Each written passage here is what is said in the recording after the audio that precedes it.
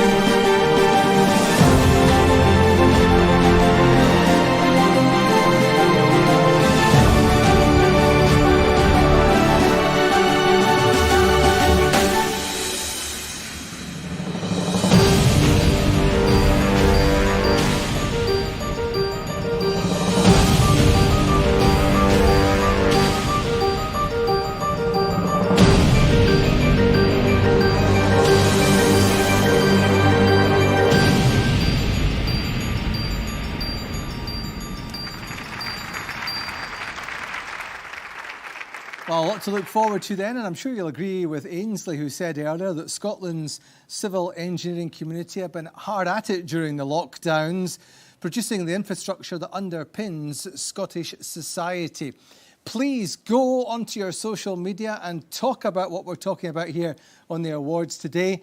Spread the word, please, and use our hashtag Scottish Civils. That's hashtag Scottish Civils.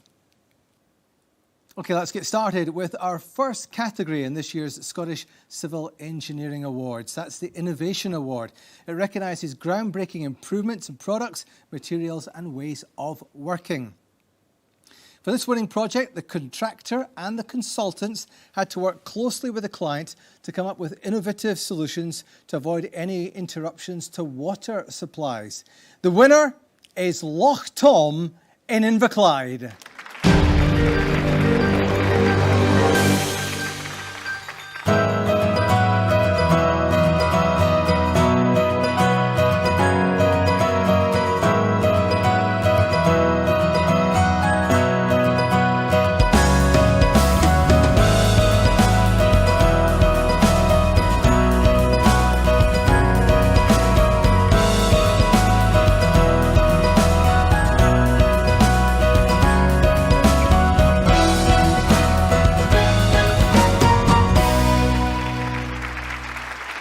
Brought up in Europe, I know Loch Tom very well. We're joined now to pick up the Innovation Award by Scott Rowan from George Leslie, Jerry O'Hara from Scottish Water and Alistair Walker from Mott MacDonald. Jerry, let's start with you. This was the first Scottish Water project to restart after the first lockdown. What kind of challenges did that present you with? Well, David works on the lockdown project. Like any other construction works in Scotland were, as you know, suspended. This was the 24th of March last year.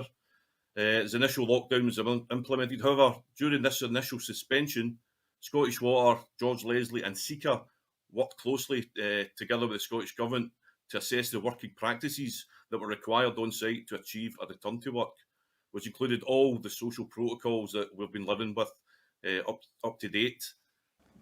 Jerry, many congratulations to you. David, we're delighted. Thanks very much.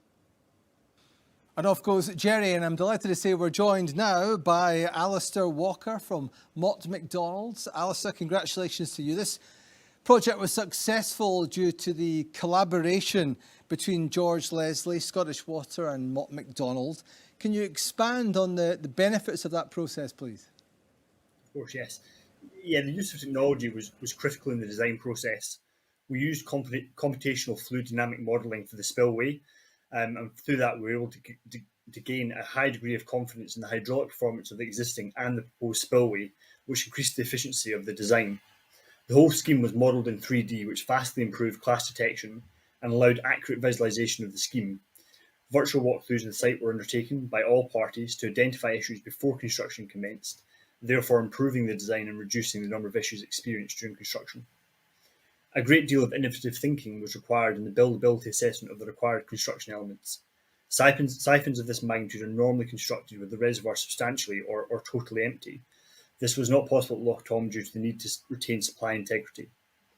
Through the early involvement of the George Leslie design team, Mott MacDonald were able to work closely with them and Scottish Water to tackle this problem through careful consideration of the construction sequence. Well, Alistair, many congratulations to all of you at Mott MacDonald. Thank you, David. We're very proud to have won this award. And of course, there was one final partner involved in Loch Tom, and that was George Leslie. And from there, I'm delighted to say we're joined by Scott Rowan now. Scott, congratulations to you. The judges were really impressed by the techniques you used to prevent vibration from the construction work from affecting the embankments. How exactly did you manage that? Thanks, David. The two main challenges related to the installation of the sheet-piled wall, which was incorporated into the design to act as a cut-off wall through the embankment, and then the access of craneage of a suitable size to service installation works. Firstly, the project team chose to install the piled wall using hydraulic press, as opposed to the traditional manner of vibrating piling hammer to reduce the impacts of vibration to the embankment structure.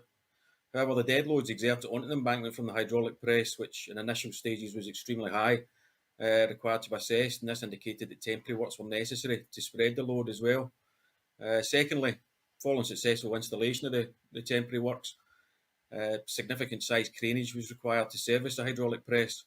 However, it was imperative that the location of the crane did not exert undue pressure and vibration on an embankment. Numerous locations and methods were considered and modelled before we selected the final position for a crane pad, which was located just off the toe of the embankment. This resulted in implementation of substantial temporary works in the form of a crane pad suitable for the 160-ton crane, which was selected for its larger working radius. These are just two examples of the steps taken to minimise vibration, ensure that our construction works created no detrimental effect on the stability of the embankment, and various other measures were taken, such as minimising and assessing items of plant located on the embankment, and an intense monitoring regime of the embankment to ensure that no movement was witnessed throughout the duration of the project. Well, Scott, many congratulations to you, and I'm delighted to tell you that Jerry and Alice have told me that you're buying the champagne to celebrate this Innovation Award, so well done to you for that. That's great. I've not signed up to that yet, but we'll see.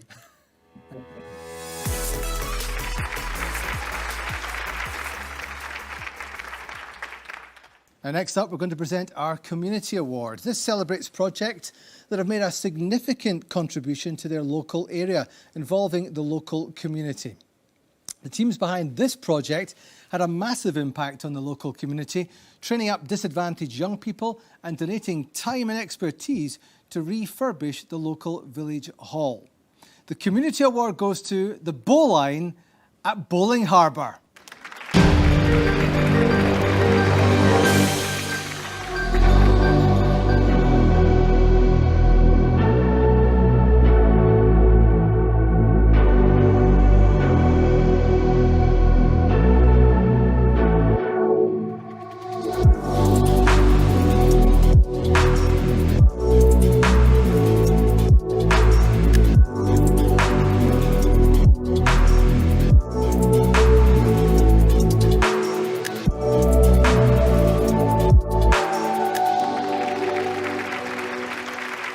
I'm delighted to say that joining us now is Gavin Chesney and Helena Hughes, here to receive the Community Award on behalf of Scottish Canals and Mackenzie Construction. Helena, let's start with you. How will the local community in West Dumbartonshire benefit from this project?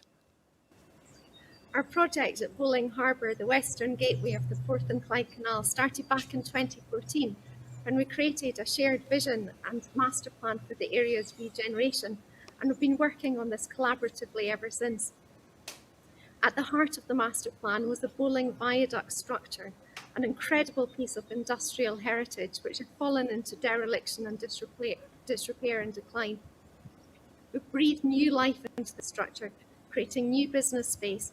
There's a cafe, gift shop, cycle hire, and it's wonderful to see such vibrant businesses coming to life and really creating a new bustling atmosphere in the area. Our latest phase of the project is a new active travel connection over the top of the Bowling Viaduct. It's been inspired by New York's High Line and creates a new linear park with views and vantage points over the canal looking out over the River Clyde. Thanks, Helena. Gavin, turning to you, what did you do to make sure that all sections of the community in Bowling were engaged in the project? Since the project began in 2014, we've had really good engagement with the local communities. We've had engagement with the local scout halls, the local primary schools, and we've brought everybody to be part of this fantastic project that's been done by both ourselves and Scottish Canals. We've always engaged with the local community, and we've been part of Scottish Canals and a canal college process in which we give 18 to 30-year-olds the opportunity with challenging backgrounds, the opportunity to be part of what is a fantastic project, and obviously maybe the opportunity to move forward in the industry. With that, we've engaged and brought in young apprentices during the project who have now joined part of the Mackenzie team and have now grown into being site engineers and senior site engineers in the project. A lot of the local workforce has been taken from there. 25% of our guys was from the local area, and we've always been engaged with the local communities to ensure that we give the best outcome for the project in general. Well, it's lovely to hear that. Congratulations to you both on winning the Community Award. Helena, last word to you. Did you build a cafe in this project? Yes, absolutely. It's wonderful. Please come and visit us. I'm in. Congratulations to you both. Thanks for joining us. Thank you. Thank you.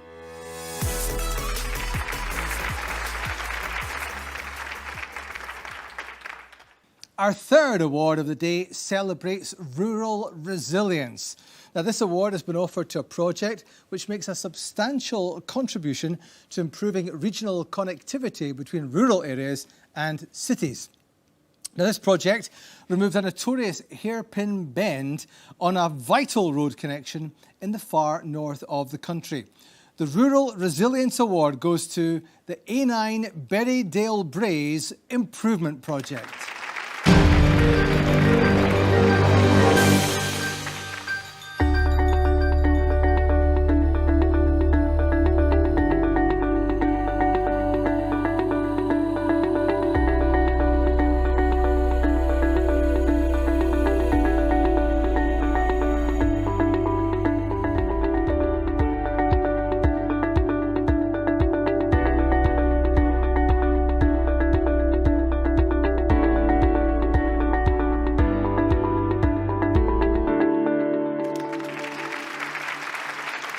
And here to receive the Rural Resilience Award is Michael McLean from ACOM.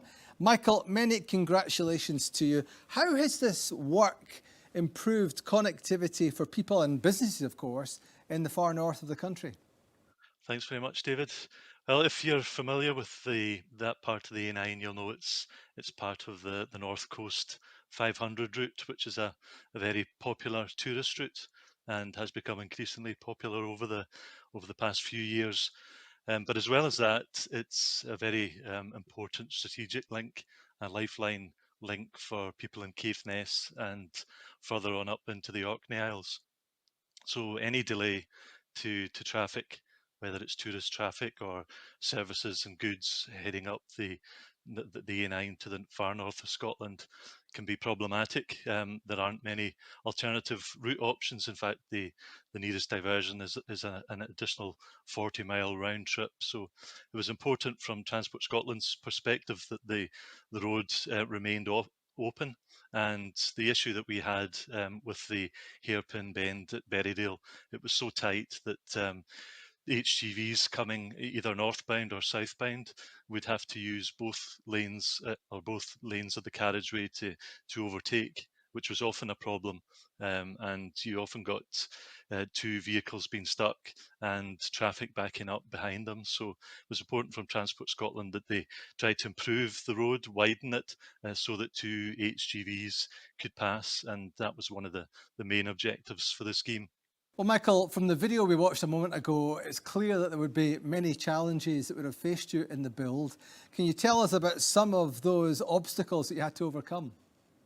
Yeah, well, the scheme itself, it was actually only about 500 metres long, so not the biggest scheme, but it certainly packed in a lot of constraints and challenges over the length of it. So one of the ones that we mentioned there was the historic coastal erosion. So that needed to be dealt with, and how we did that was to include the design of a buried piled structure that keyed itself into the underlying rock. But that was down at the bottom of the site, and the site itself was in a very steep area of terrain. So there were steep slopes, coastal slopes on one side, and the historic Berrydale Cemetery on one side of the site as well. So the topography was a challenge for the contractor. The construction and piling of the structure was a challenge, but also, as well as that, we had to make sure that the A9 remained open during the construction of the work. So it was a fairly tight site and working close to live traffic. So the contractor would have to make sure that we maintained at least one lane of traffic at all times, so that goods and services could continue to travel between the central belt and the far north of Scotland. So the Rural Resilience Award goes to the A9 Berrydale Braes Improvement Project. Michael, many congratulations to you and, of course, to all your partner organisations. Thank you very much, David. I'm really happy to accept the award on behalf of everybody. That's Transport Scotland, Arup, RJ McLeod and ACIL. Thank you very much.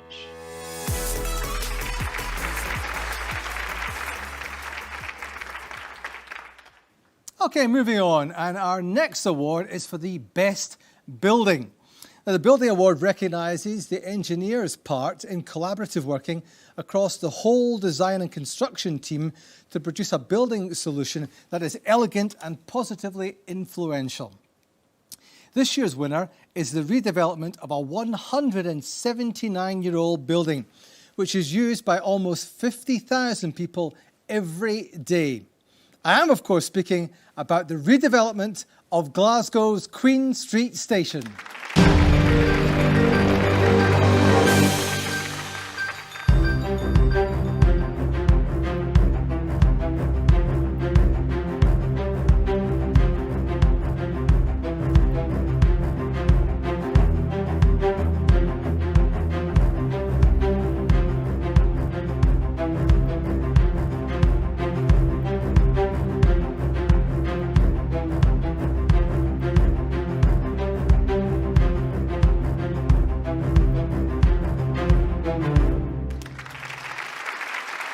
So, a spectacular winner of the Best Building Award. And I'm delighted to say we're joined by Graham Hanshaw now from Arup to pick up the award.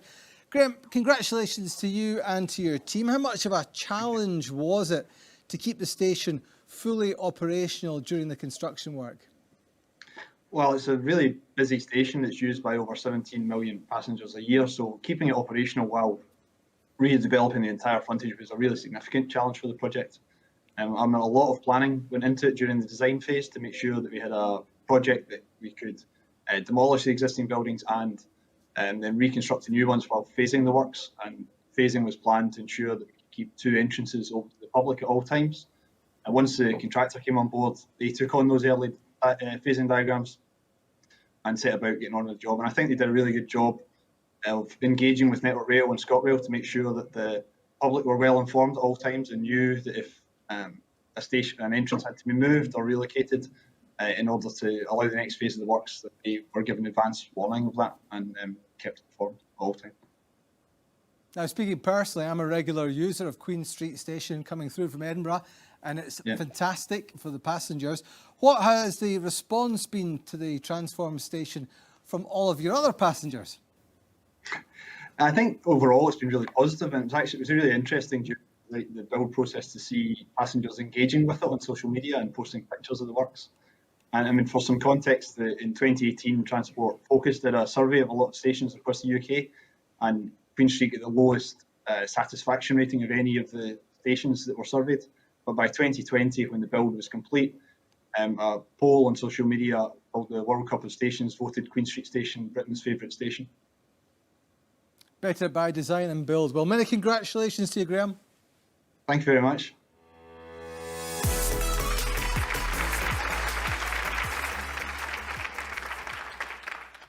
Now, this year, the panel decided to award a prize for the best small project. The idea being to recognise the impact that smaller Scottish civil engineering projects have on local communities. The winning project has a value of less than £400,000, but it really packs a punch. The judges agreed it was a prime example of using local Scottish engineering expertise to restore and bring back into use an iconic part of Scotland's civil engineering heritage. The winner of the Best Small Project is the Leamington Lift Bridge refurbishment.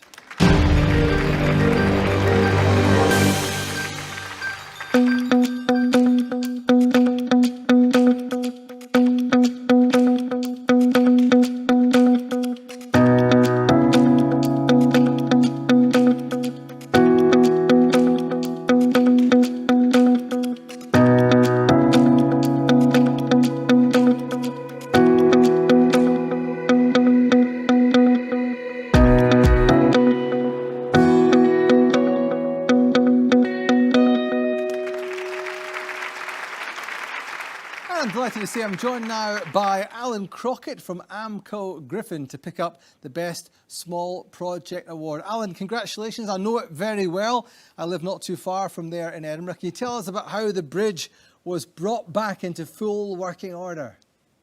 Yeah, certainly. So the listed structure was originally constructed at an alternative location in 1906, and it was later relocated to its current site.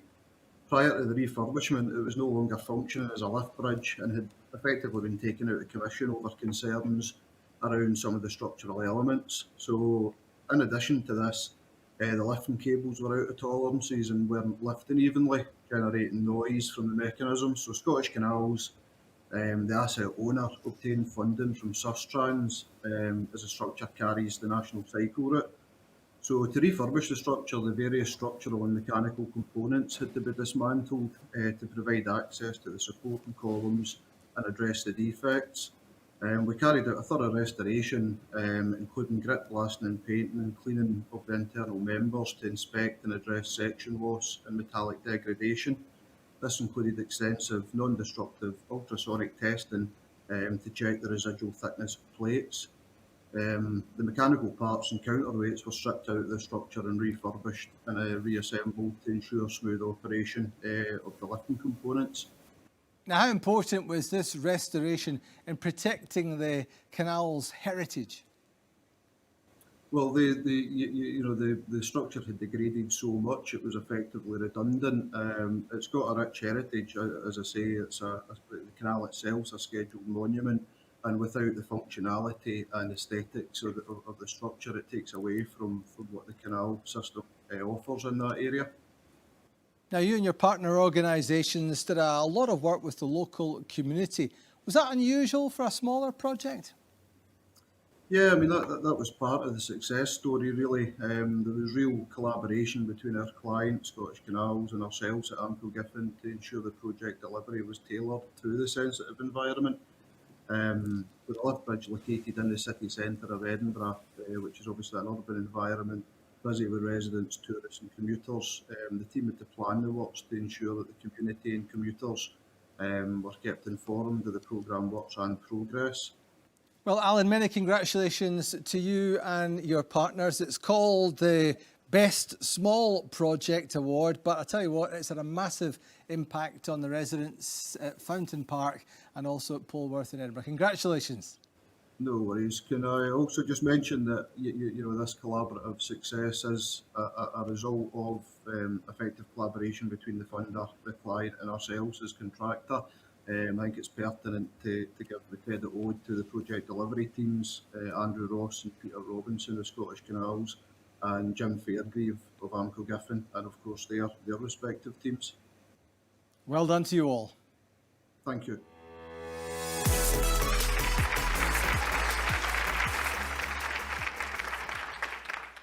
Now, for the penultimate award of the afternoon, we'll unveil the Best Infrastructure Project. This award recognises civil engineering excellence in the design and construction of transport, geotechnical or water engineering. This project was a perfect example of engineering excellence delivered under significant physical challenges due to the remote location and limited road access. The winner of the Best Infrastructure Project is Glenmallan Northern Ammunition Jetty.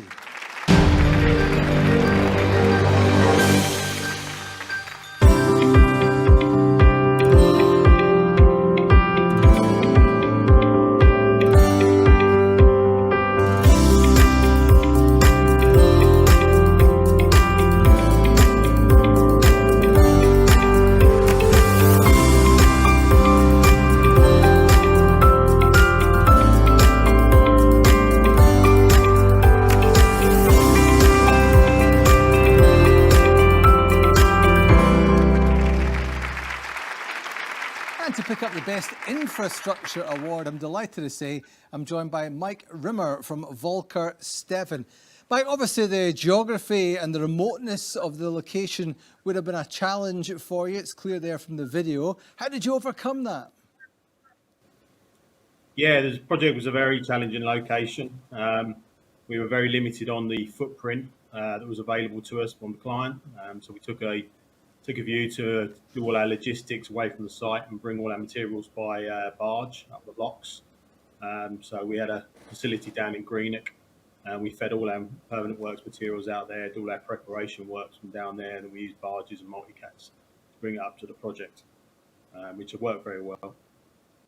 Now, I gather you were told to bring forward the completion date of the project by 9 months. That must have been fun for you to receive that communique. How did you manage it? We worked closely with the client and the supply chain on that. So there was a requirement to do an initial operating capacity to load out the aircraft carrying munitions. So we, with the client, worked on what was going to be the critical elements of the project that needed to be delivered to bring the carrier alongside. We focused the team on that and rejigged the program to make sure that we could have those elements in place. And there was some non-critical parts of the project that weren't required, so they moved back into the back at the end of the program until the carrier had been and gone. Mike, many congratulations to you, your partners and your colleagues on winning the Best Infrastructure Project Award. Thank you very much.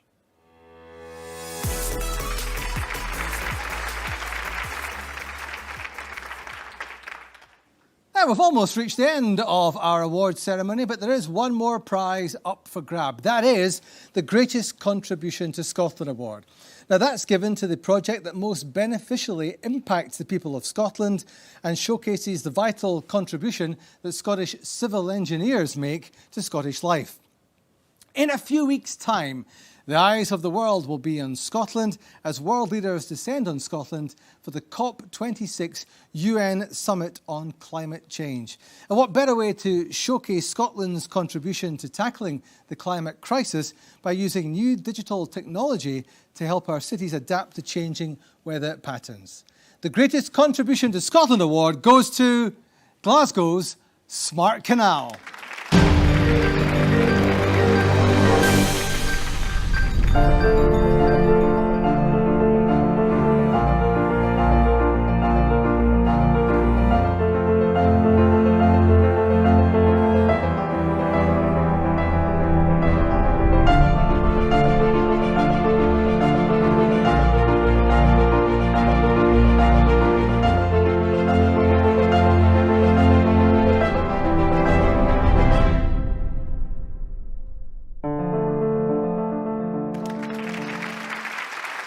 Quite incredible. I'm delighted to say that we're joined now by Robbie McLean and Peter Robinson to pick up the Greatest Contribution to Scotland Award on behalf of Mackenzie Construction and Scottish Canals. Robbie, many congratulations to you. Can you explain to us what this incredible piece of kit does, the Smart Canal? It can give them information on water quality, temperature, flows and levels. This can all be accessed through a phone or a tablet and allows Scottish Canals to remotely operate and take measurements without the need for their operatives attending various locations, and which can be a kind of health and safety concern. Peter, it's an incredible concept. It's been hailed as the first of its type in Europe. Do you have any plans to roll it out elsewhere in Scotland or even export it abroad? Yeah, I think it's been a very long time in coming to reality for us as an organisation. The amount of interest that we're now starting to see locally across the UK and internationally is phenomenal. It's started off as the North Glasgow Integrated Water Management System, which we refer to as Glasgow Smart Canal, but it's a springboard for us to create Scotland's smart canals.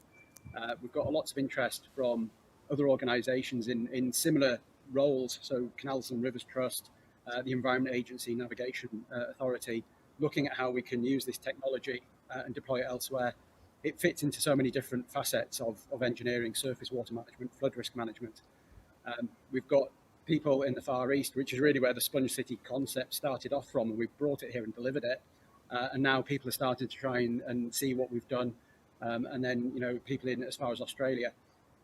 We had a film crew came from Estonia last summer in the middle of lockdown to come and have a look, and the interest is incredible. for me, I hope this is a start of maybe something that might be even more transformational than just smart canal management. We have an asset system here that was opened in 1790. It's over 200 years old. And by repurposing it and reusing it, we've been able to prove that doing more with less is the least impactful option. So this project is being really efficient. It's the cheapest route to providing this solution in this location, and it's the least impactful one. So we've proved the carbon savings by taking this approach. So picking up an award like this, getting the recognition is a moment in time for this project. It's a moment in time for us. I think from Mackenzie's perspective, as the contractors that have delivered it, to the design teams that worked behind it, the suppliers, the stakeholders involved. So, we have to give credit to Glasgow City Council, Scottish Water under the umbrella of the Metropolitan Strategic Drainage Partnership.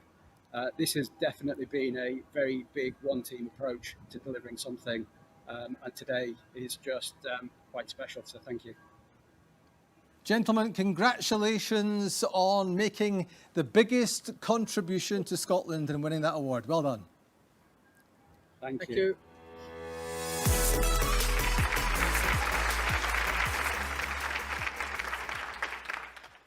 And that concludes the Scottish Civil Engineering Awards for 2020-2021. On behalf of ICE Scotland and CECA Scotland, congratulations to all of the winning projects, and thanks to you for tuning in. Hopefully we can see you next year in the flesh and celebrate in style and in person. Bye for now.